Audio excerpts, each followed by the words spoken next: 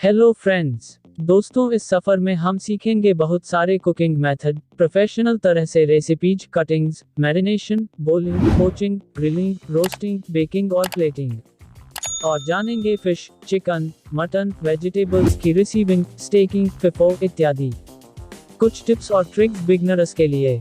इसके अलावा भी बहुत कुछ है। एज ए प्रोफेशनल शेफ आपको ढेर सारी नॉलेज मिलेगी जो आपके करियर को आगे बढ़ाने में मदद करेगी। चल पड़ते एक न्यू सफर की तरफ। मैं हूं मदन, चैनल का नाम है शेफ मदन। पूरा वीडियो देखें और बताएं हाउ इज प्रेजेंटेशन, और साथ ही कमेंट करके बताना कौन सी प्लेटिंग यमी लगी। वीडियो को लाइक और चैनल को सब्सक्राइब करने के साथ बेल आइकॉन को जरूर दबाएं। जय हिंद।